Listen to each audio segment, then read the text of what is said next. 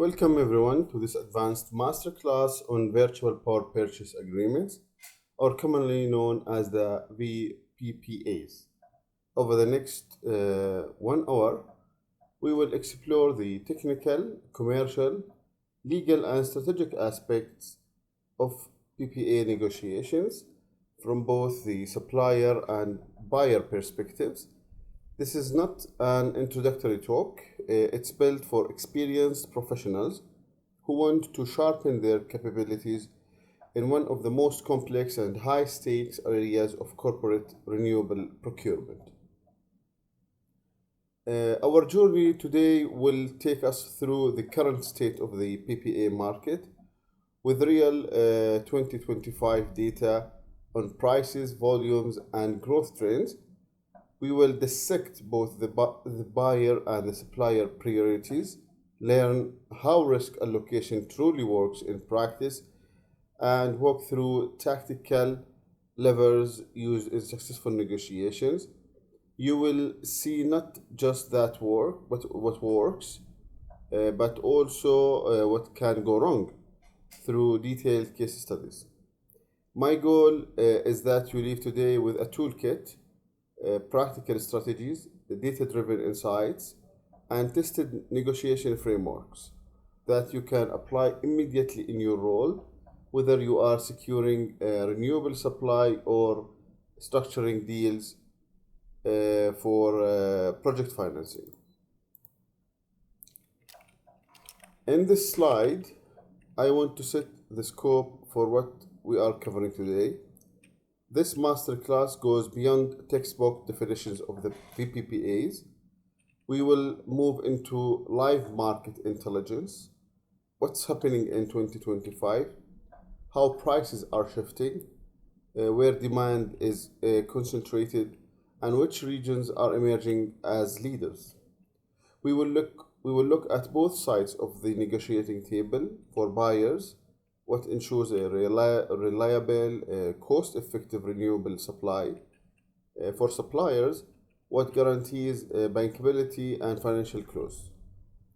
You will see practical frameworks such as negotiation lever matrices, readiness checklist, and risk allocation maps. These are not abstract, they are tools you can take back to your desk and start applying immediately. And importantly, we will use real world examples, including deals that succeeded spectacularly and those that failed due to overlooked risks. So, let's go. The VPPA model has firmly established itself as the preferred corporate renewable procurement strategy, now accounting for more than 60% of global deals. The most striking growth story is in Europe, where market share more than double in a year, from 7% to 17%.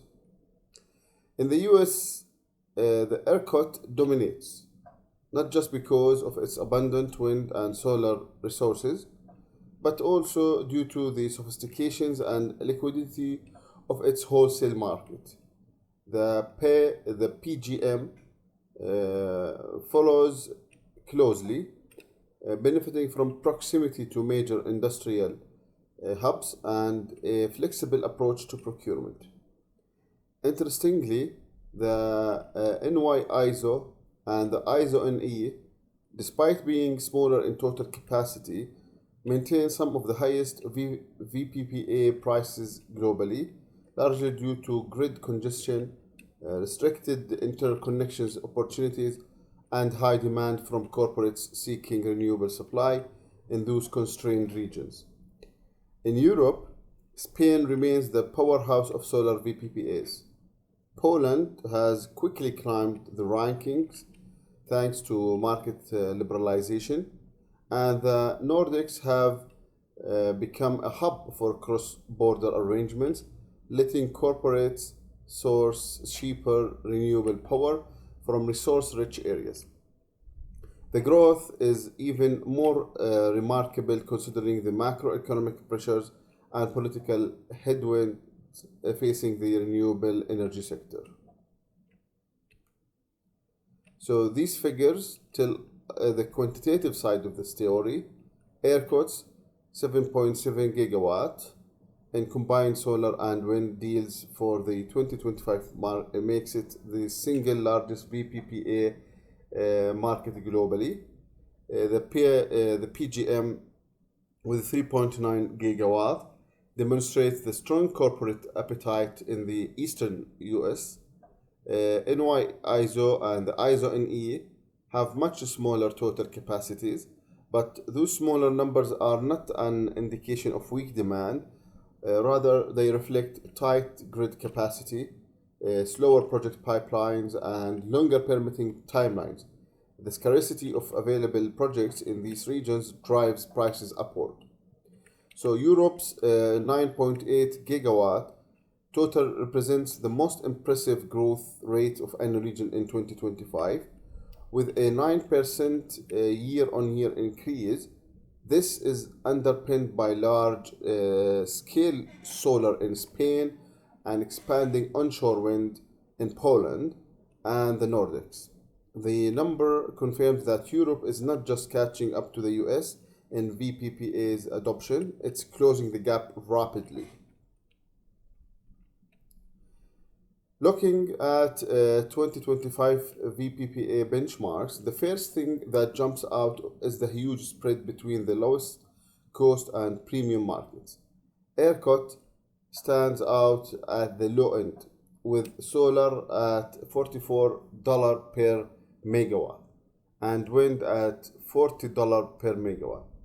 So this is a function of exceptional renewable resource availability, a highly competitive development environment, and an efficient wholesale market.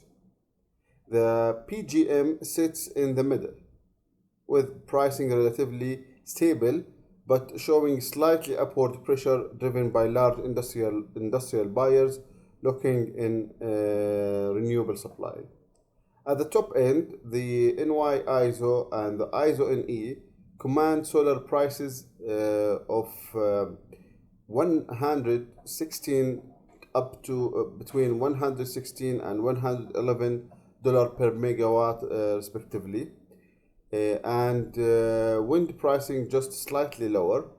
This isn't because of a lack of demand, it's the opposite. These markets face significant interconnection bottlenecks, constrained grid capacity, as I just mentioned, and slow permitting, which makes available capacity scarce and therefore expensive.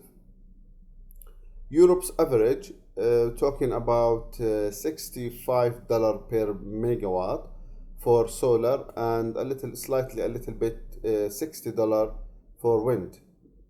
It looks competitive, but these figures hide large regional differences. Spain and parts of Eastern Europe can match ERCOT-like pricing, while Northern Europe can see costs closer to PGM levels. For negotiators, these numbers are not just market trivia.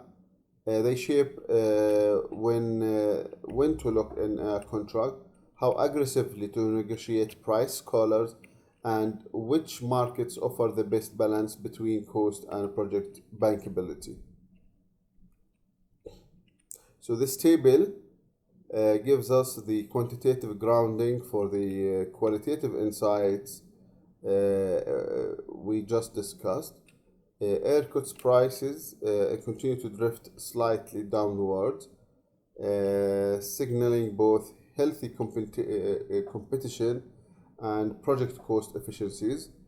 PGM's moderate increase in both solar and wind prices reflect consistent demand from corporate buyers and a relatively steady supply pipeline. NY ISO and ISO NE, by contrast, are seeing moderate year-over-year increases on already high baselines, driven by project scarcity and expensive grid upgrade requirements. Europe's overall increase of 3 to 4% is notable, even though some countries within Europe are experiencing price drops due to high competition. The regional average is being pushed upward by inflation forces, rising financing costs, and the need for more complex grid integration solutions. As a negotiator, having these figures ready is crucial. They are factual ammunition in price discussions, allowing you to demonstrate market trends and justify why a certain offer is competitive or why it should be improved. One of the first strategic questions in any renewable procurement discussion is whether to pursue a VPPA or a physical PPA. A VPPA is purely a financial instrument. The buyer doesn't physically receive the power. Instead, it settles financially against a market index.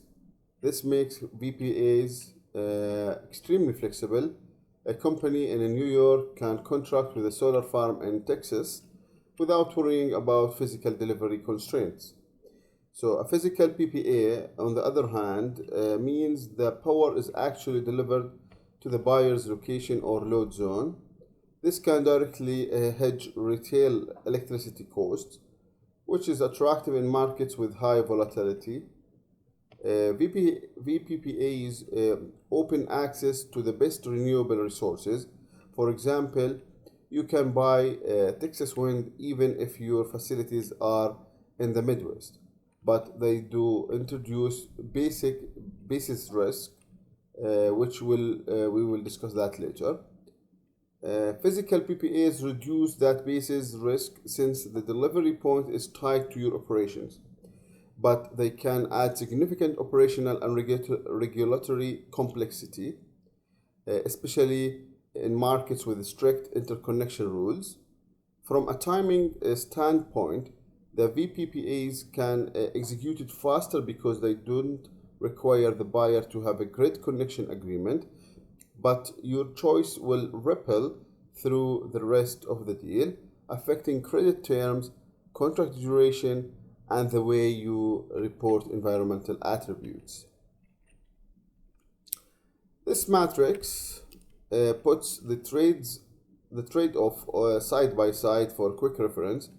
If your organization values speed, flexibility, and the ability to target resource-rich geographies, the VPPA column should stand out.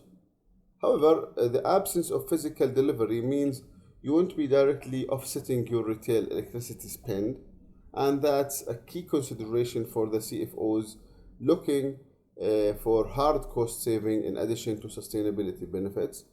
Physical PPAs, while slower and more complex to execute, can lock in predictable retail rates and avoid exposure to basis risk, but they do demand a higher level of operational involvement and often come with stricter credit and collateral requirements.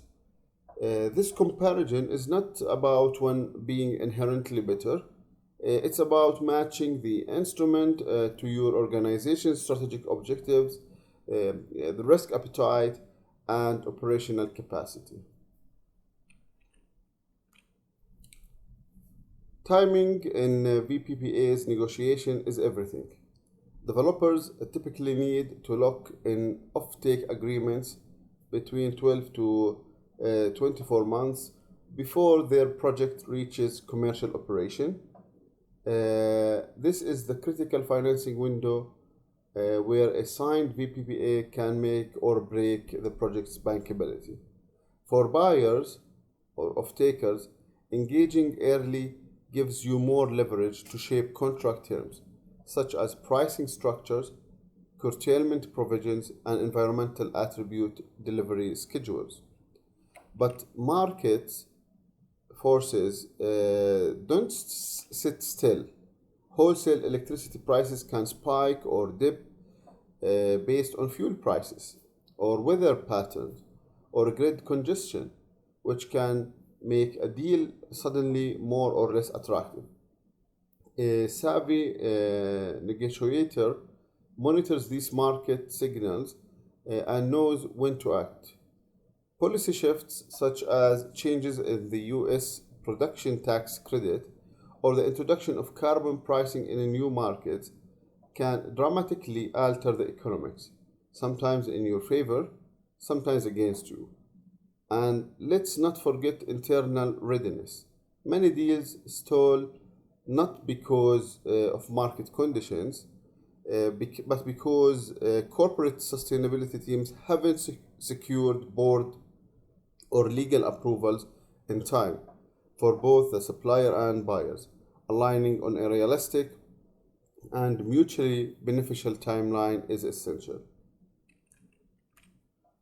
The checklist breaks down what deal readiness really means from each side's perspective. For the supplier, having a project at the right financing stage and securing grid connection rights are make or break issue. Without these, a VPPA isn't bankable. Buyers, on the other hand, need to focus on internal approvals and credit assessments. A strong balance sheet not only gives you negotiating power, but can also reduce the price premium a developer might otherwise charge for risk. Market price analysis is crucial for both parties. Suppliers need to ensure their offer remains competitive, while buyers must verify that the proposed price aligns with long-term market trends. Policy and incentive reviews benefit both. A sudden policy change could improve deal terms or create urgency to close before incentives expire. Ultimately, both parties need to approach the table with aligned readiness to avoid costly renegotiations or missed market windows. For developers and the renewable energy suppliers, the number one priority in VPPA negotiation is securing financing certainty. A signed VPPA that meets lender requirements is the ticket to unlock project capital.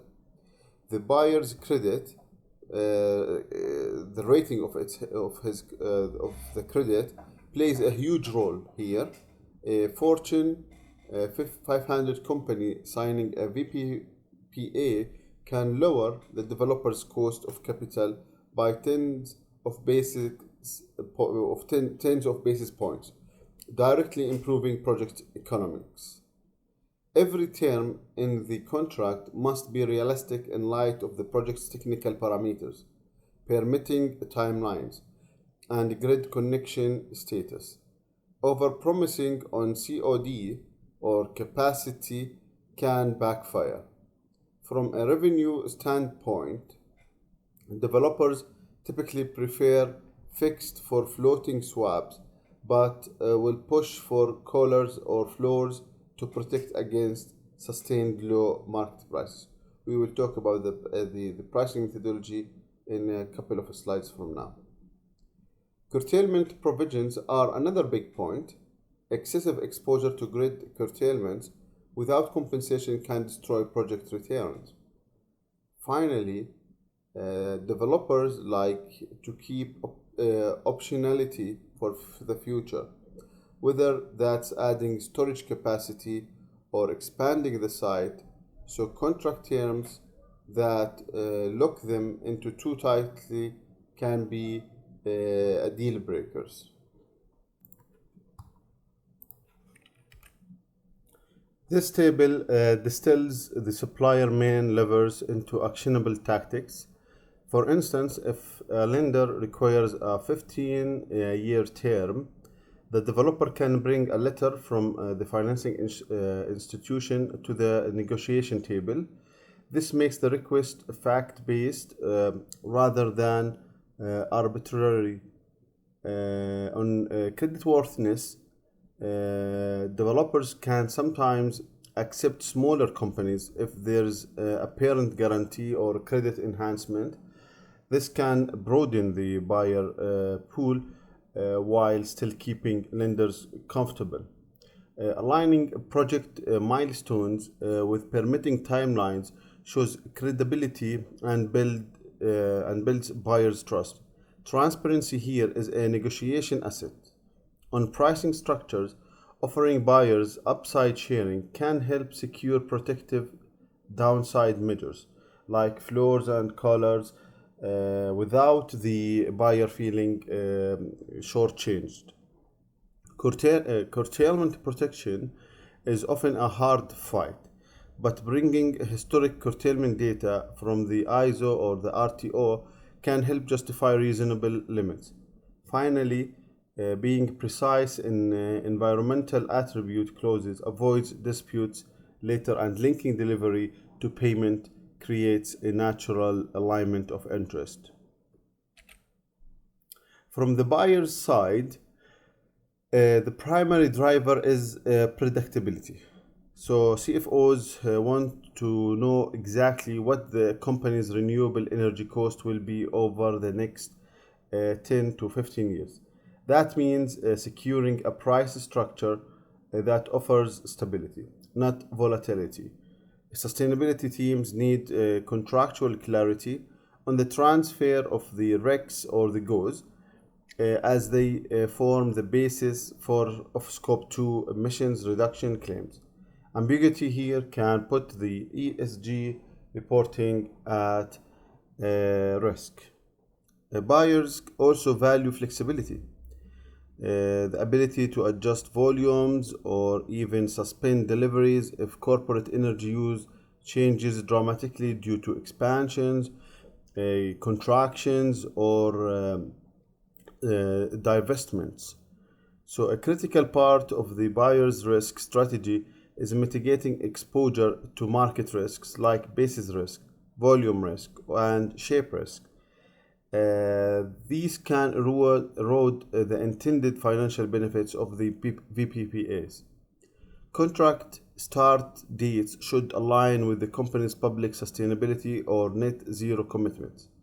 Missing a milestone due to project delays can have reputational consequences.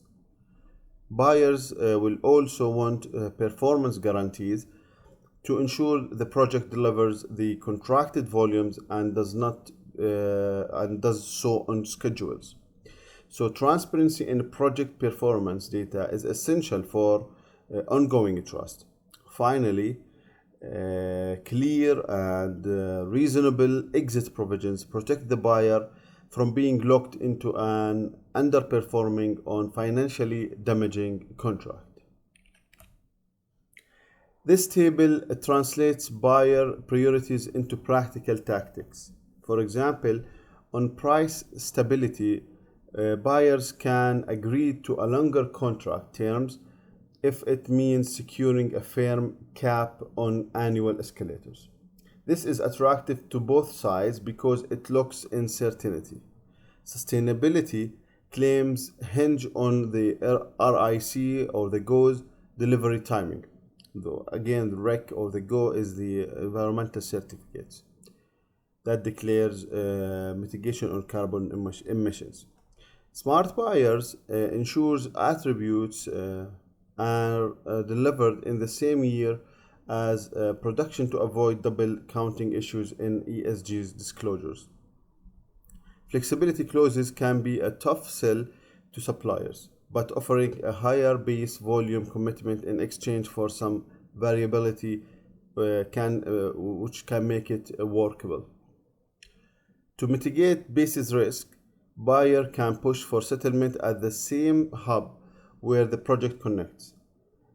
Even if it comes at a small price premium, this removes a big unknown from the equation. Aligning the COD with internal reporting and sustainability milestones ensures the VPPA delivers reputational value on top of the energy benefits. Adding supplier delay penalties reinforces that alignment. Performance guarantees backed by liquidated damages gives buyers resources if the project underdelivers. And transparency clauses, ideally verified by a third party, keep performance discussion fact-based and objective. Risk allocation is at the heart of the VPPA's negotiations, and each of these risk types risk types can materially change the financial outcomes for both buyer and supplier. Market price risk is the most visible. If wholesale prices drop below the VPPA's strike price, the buyer pays the difference. If prices rise above it, the supplier owes the buyer. Basis risk is subtler but can be significant. It's the spread between the price at the project's node and the agreed settlement hub. Even if hub prices are favorable, a large negative basis can erode gains. Volume risks comes from the fact that renewable generation is weather dependent. If the wind doesn't blow or the sun doesn't shine, the project may underproduce compared to the contract volume. Shape risk is about timing. The generation profile of a solar plant might peak at midday, but the buyer's load profile might peak in the evening. This mismatch affects the hedge effectiveness. Curtailment risk is especially relevant in congested grids. If the operator orders the project to reduce output, the lost generation impacts both the REC delivery of the REC and settlement payments. Regulatory risk can shift economics overnight. A change in renewable incentives or carbon pricing can tip a deal from profitable to loss making. And finally, credit and force majeure risks can't be ignored. These are your protection against counterparty failure and unpredictable external shocks. This matrix reflects the push and pull dynamic of VPPA's risk allocation. Apologies for the small letters. Market price risk is generally handled through the VPPA structure itself, but collars with a floor and cap are becoming more common to give both sides protection. Basis risk is often contentious, and suppliers prefer the buyer to take it entirely. But in high basis risk markets, buyers can negotiate shared exposures above a certain threshold. Volume risk is usually on the buyer, since weather is out of the supplier's control, but buyers can insist on make good clauses if production falls below a certain level without a legitimate reason. Shape risk is harder to manage but can be addressed with time of day adjustments, aligning settlement to actual buyer and load shapes. Curtailment risk compromises often involve baselining against historical averages. If curtailments go beyond that, the supplier shares the loss. Regulatory risk is best managed with mutual renegotiation triggers to keep the contract viable. And for credit and force majeure, both parties benefit from symmetrical protection. No one wants to be left exposed in a crisis. VPPA pricing models are where finance meets strategy. The most common form is the fixed for floating swap, where the buyer either pays or gets paid the difference between a fixed strike price and the floating wholesale price.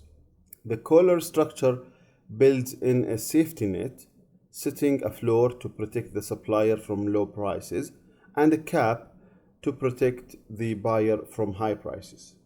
This appeals to both sides but limits extreme gains. A floor price agreement is more supplier friendly, guaranteeing them a minimum revenue, while the buyer can still benefit from the market spikes. Escalator clauses help account for inflation, but they must be negotiated carefully. Even a 1% annual escalator over 15 years can add significant cost. Hybrid models combine these elements for tailored solutions, such as a fixed base price with shaped blocks and an annual escalator. Shaped pricing is a more advanced concept. It sets different prices for different hours of the day to match the buyer's actual consumption profile, improving hedge effectiveness. Indexed pricing can tie the strike price to external factors like fuel prices or carbon prices, but this adds complexity and risk if the index behaves unpredictably. Finally, tenor-dependent pricing recognizes that longer contracts carry more uncertainty. Suppliers will demand a higher strike price for a 20-year deal than a 10-year one. This table is your quick reference guide for matching price models to negotiation priorities. Fixed for floating is the most common because it's straightforward and transparent, but it doesn't protect against extreme market swings. Collars and add balance. Both parties give up some upsides to reduce downside risk. Floor price agreements are highly attractive to suppliers because they guarantee revenue, making financing easier. Buyers still get some upside exposure, which helps sell the deal internally. Hybrid models can work well when both sides have complex needs, especially for corporates with multiple facilities or load shapes. Shaped pricing can significantly improve hedge effectiveness for buyers with mismatched load profiles but adds complexity to settlements. Indexed pricing is niche. It works in markets where a strong link exists between renewable prices and a specific commodity or policy driver. So VPPA negotiations are a chess match. Each lever you move impacts the other. Contract terms is often the first discussion point. For suppliers, a 15 to 20 year term provides financing stability. For buyers, a shorter term keeps options open for future market changes. The balance is usually struck around 12 to 15 years. Volume commitments are other powerful lever. Suppliers are willing to shave dollars off the strike price for higher offtakes commitments, but buyers need to ensure they won't be overhedged. COD flexibility is a trade-off. Suppliers want to start early to lock in revenue. Buyers may want to delay to match internal sustainability milestones. The choice of settlement hub directly affects basis risks and therefore the financial performance for the buyer. Credit enhancements are trust builders. A strong letter of credit or a parent guarantee from the original company can remove financing roadblocks. Curtailment provisions and environmental attribute delivery terms which can prevent disputes later, while performance guarantees and exit clauses ensure the relationship stays fair even if circumstances changes. This table brings tactical detail to each negotiation level. For example, on contract term, both sides can agree to a mid-term renegotiation clause. It satisfies supplier financing needs while giving buyers a chance to adjust if market conditions change. On volume commitment, a gradual ramp up lets buyers avoid overcommitting early while still signaling long-term offtake strength to the supplier. COD flexibility can be managed with a sliding window. Start early for a small price premium or later for a small discount. Settlement hub selection can become a win-win if both agree to share basis risks only beyond a set threshold. Credit enhancement can be dynamic, reducing security requirements as the buyer builds a track record of timely settlements.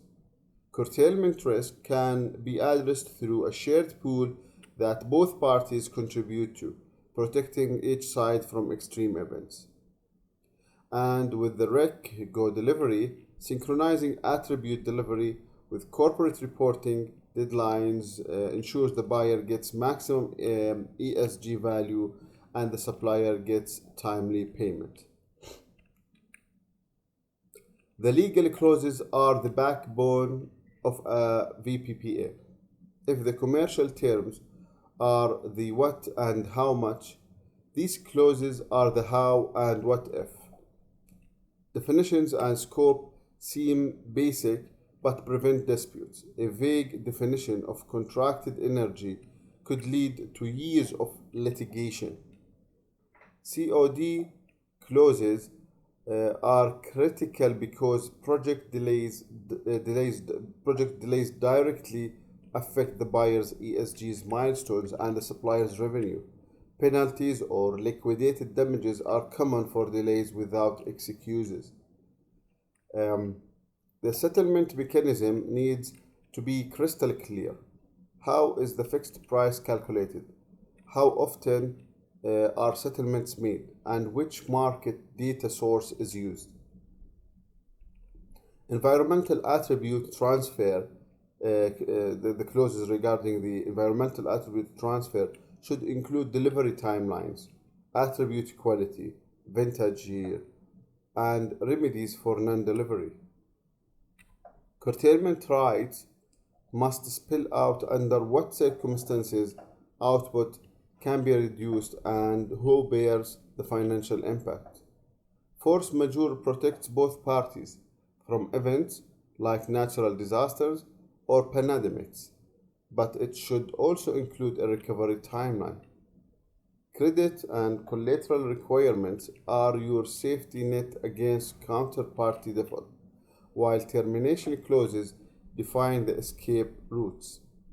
Change in law clauses keep the contract adaptable, and confidentiality clauses ensure sensitive deal terms aren't shared without consent.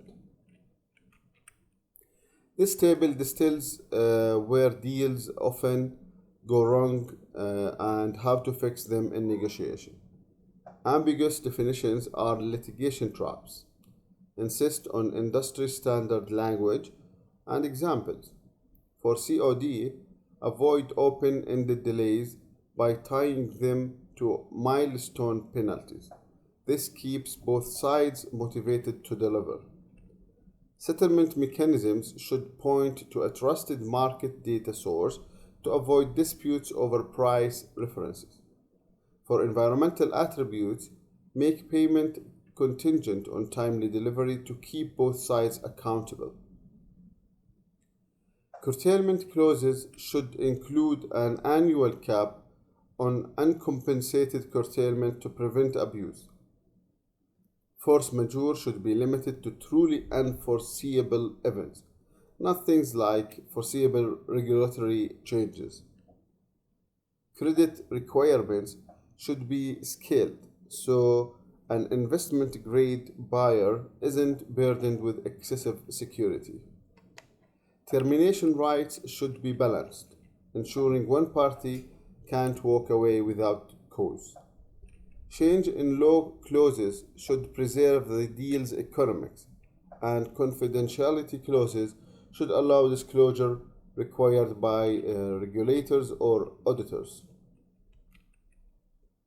When we step into cross border VPPA negotiations, culture becomes just as important as contract terms.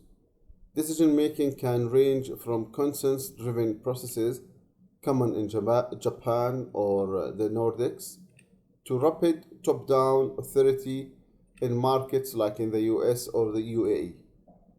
Communication norms vary. In Germany, directness is appreciated. In parts of Asia, indirect phrasing is preferred to avoid confrontation. Risk tolerance can be a deal shaper. A US tech giant may embrace merchant exposure, while a regulated European utility might reject it entirely. Formality expectation can also differ. In some markets, first meetings are formal with detailed agendas. In others, informal dialogue is the gateway to trust. Relationship building is crucial in Latin America or in the Middle East. You may not even discuss price until trust is solid. Negotiation pace can be slow in some regions, requiring patience from faster paced cultures. Hierarchy sensitivity means knowing who in the room has the final say and respecting the decision chain.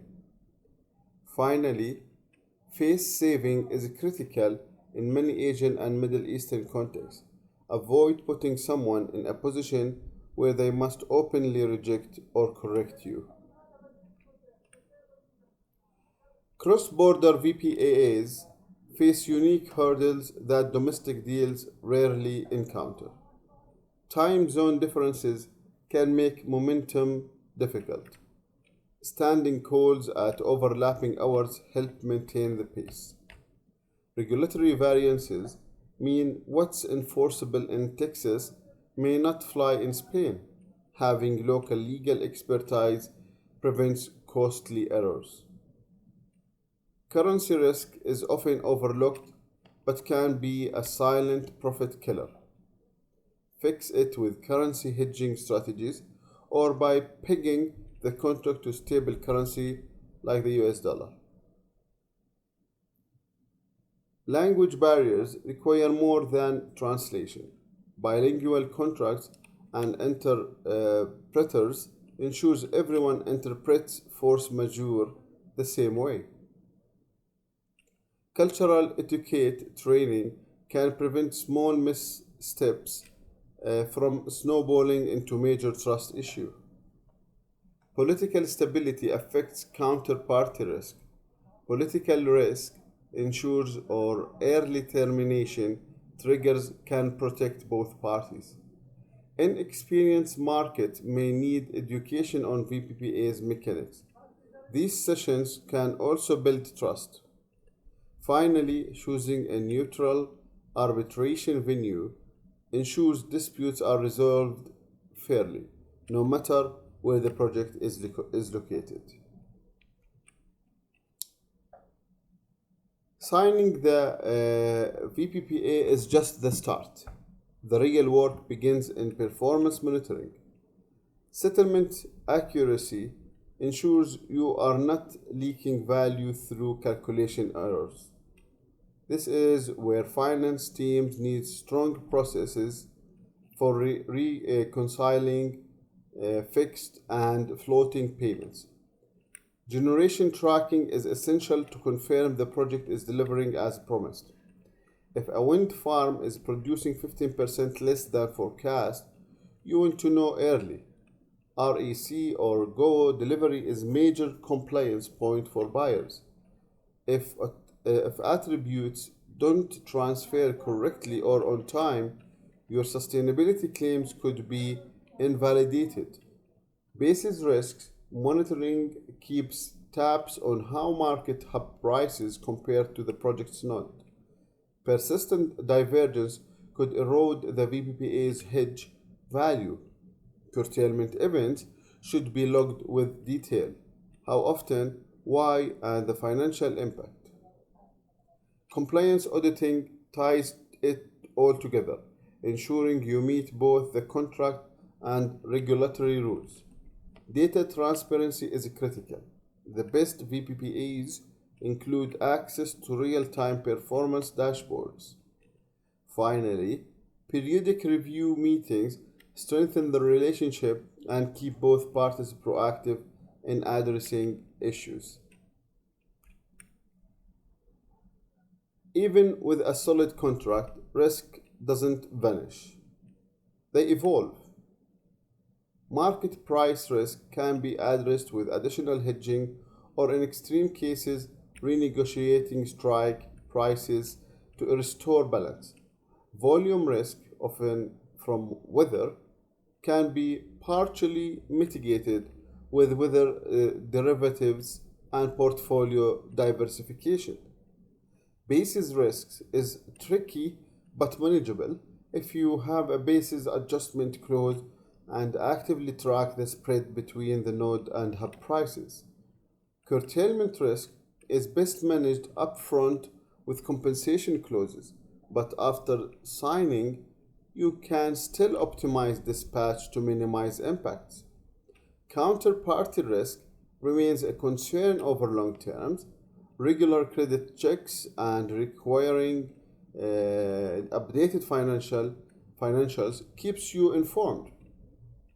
Regulatory risk demands constant vigilance. Being plugged into policy updates ensures you act before changes bite. Operational risk is a joint concern. Strong O&M contracts and contingency plans can keep the project running smoothly even in challenging conditions. Let's examine a real-world inspired VPPA case study. Tech Corp, a major technology company with heavy energy demand, wanted a VPPA to cover a large portion of its North American operations.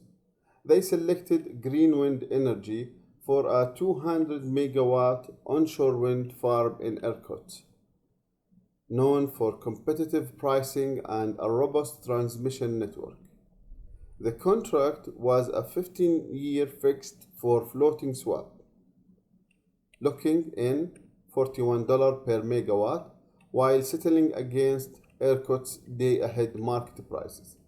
The settlement hub was ERCOT North Hub, chosen to minimize basis risks given Tech Corp's retail load location. Environmental attributes were bundled risks, delivered quarterly to align with Tech Corp's sustainability reporting. Credit support was balanced. The buyer offered a $20 million parent guarantee, while the supplier posted a $5 million LOC. LOC COD flexibility allowed a 6-month window without penalties, providing both schedule certainty and breathing room. Curtailment risk was capped at 100 hours annually without compensation. Anything beyond triggered financial remedies. The results were impressive. Tech Corp locked in a long-term, below-market rate that insulated them from volatility, while Greenwind achieved financing certainty thanks to a reputable buyer. The choice of settlement hub significantly reduced basis risks, a detail often overlooked by less experienced negotiators. By aligning REC delivery with sustainability reporting cycles, Tech Corp maximized the value of their environmental claims. COD flexibility prevented conflict when minor construction delays occurred.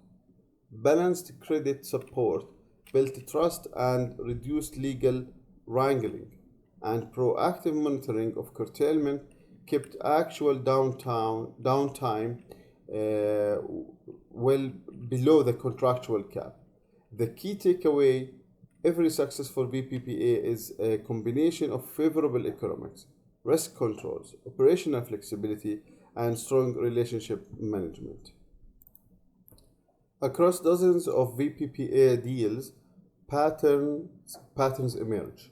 The most successful buyers engage early, when developers are still flexible on pricing and structure. Waiting until the project is shovel ready often means paying a premium. Risk assessment should be comprehensive. Don't fixate on price alone. A $2 megawatt savings can be wiped out by basis risk in a single quarter. Flexibility in COD dates and other operational parameters is not a concession, it's a risk buffer. Data is your compass, especially in hub selection and volume sizing. Strong relationships outlast market cycles. When trust is there, disputes get resolved faster and with less legal escalation. ESG alignment matters more now than ever. Timing, REC delivery with public reporting ensures maximum reputational benefit.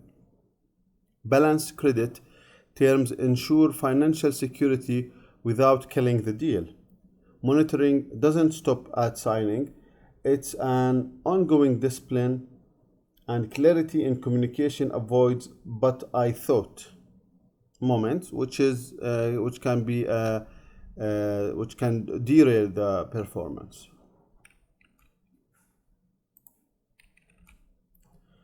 The VPPA landscape is evolving quickly.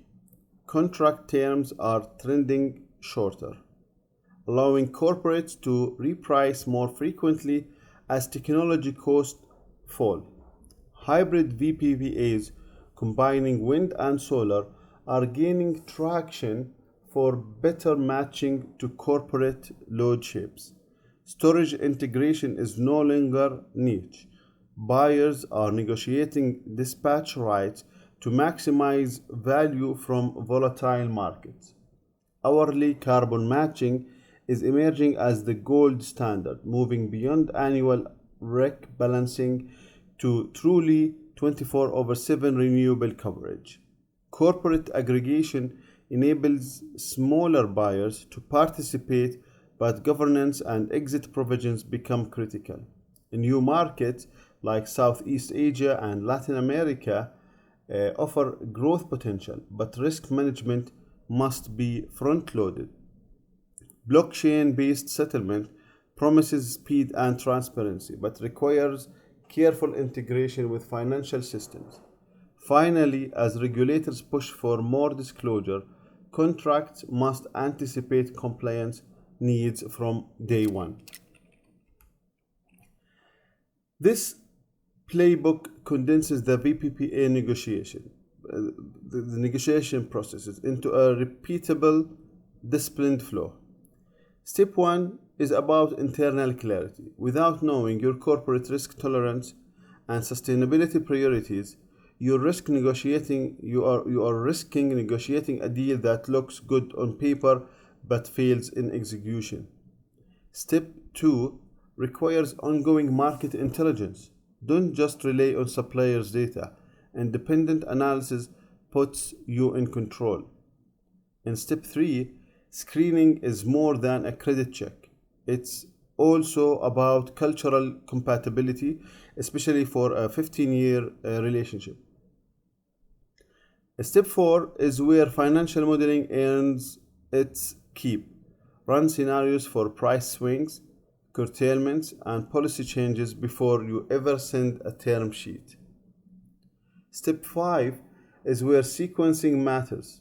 Lock down the framework and risk allocation before discussing final price. In step 6, clarity beats cleverness in contract language. Overly complex clauses often create future disputes. Step 7 ensures that operational integration happens before the first invoice of REC delivery. Smooth onboarding is a sign of a deal that's set up for success. High-performing VPPA teams treat negotiations as both an art and a science. Relationships management is often underestimated. Informal conversation can open the door to concessions later. Risk allocation should be positioned as a joint problem-solving exercise, not a zero-sum battle. Price anchoring with credible independent market data shifts the negotiation from opinion to fact. Legal clarity keeps everyone aligned, especially when explaining terms to non-legal stakeholders. Cultural intelligence helps prevent friction. If your counterparty's cultural values extended discussion, rushing can create mistrust. Information leverage means sharing enough to provide your case but not so much that you lose bargaining position. Timing matters. Closing in a stable market avoids last-minute repricing shocks. And post-signature governance is critical. Formal annual reviews and periodic reviews ensures the contract continues delivering intended values. Some pitfalls in VPPA negotiation are surprisingly common and avoidable. Price obsession is perhaps the biggest. A deal that is $1 megawatt cheaper but carries unhedged basis risks can end up costing millions more. Poor hub selection is another silent killer. If your contract settles at a point disconnected from your load or market, your hedge may fail when you need it most. Credit requirements are often underestimated, especially for buyers that are new to large-scale renewables. Developers need financing certainty, and if your credit package is inadequate, the project stalls. Ambiguous curtailment clauses often surface in disputes years later. Ignoring regulatory trends can leave you scrambling to retrofit compliance. Misaligned volume commitments, either overhedged locking in losses or underhedged failing to meet decarbonization targets. Internal misalignment, when finance, ESG, and operations aren't on the same page, slows responses and undermines credibility. One-sided risk allocation breeds mistrust and can trigger defaults. Rushed timelines almost always favor the better prepared counterparty. And once signed, the lack of structured monitoring is like buying a high-performance car and never servicing it. Avoiding these pitfalls is about process discipline. Price should be evaluated in the context of total cost of ownership and risk-adjusted NPV, not just headline numbers. Hub selection decision should be supported by market analytics, not intuition. Credit needs should be mapped early with treasury input to prevent last-minute surprises. Curtailment terms need to be quantifiable and enforceable. Vague language is your enemy. Regulatory risk is inevitable, but change in law clauses buy you breathing space. Volume flexibility ensures you are not locked into a mismatch between the project output and corporate consumption. Cross-functional alignment before you drop the term sheet creates a unified front in negotiations. Balanced risk allocation fosters cooperation over the life of the deal. Negotiation timelines should have buffers. Rushing is the fastest path to missed details. And post-signature governance is what keeps the value intact. Think of it as a continuous commissioning for your VPPAs. Advanced VPPA negotiation requires both strategic foresight and tactical agility. Knowing your BATNA and improving it before you sit down can shift the entire power dynamic. Controlling the agenda means you discuss high impact items early before negotiation fatigue sets in. Packaging concessions allows you to give on less critical points in exchange for real value elsewhere. Data driven anchoring is powerful. The first credible numbers sets the tone for the entire deal.